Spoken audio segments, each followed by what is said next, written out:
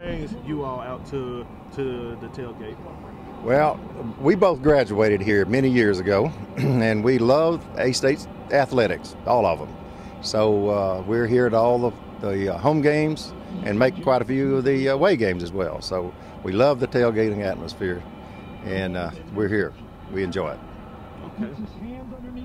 What do you like about the tailgating experience? Well, we also, my wife and I, Annabelle, we come to all the home games and we try to attend all the away games, and we come to all the basketball games. We're alumni. We support our school. We always have, and we'll continue to do so, and it's a great experience. We think that everybody that's an alumni, everybody that wants to see exciting sports and football ought to come to all these games. It's great, and it's been a fun experience for everybody involved, and we just enjoy it. So why is it important for students and alumni to come to the tailgate? Oh, what a way to get to know each other. What a way to get to know your school better, and just enjoy the atmosphere of the whole community out here. It's great. We meet new people every week, and you're just doing something that you have something in common with others.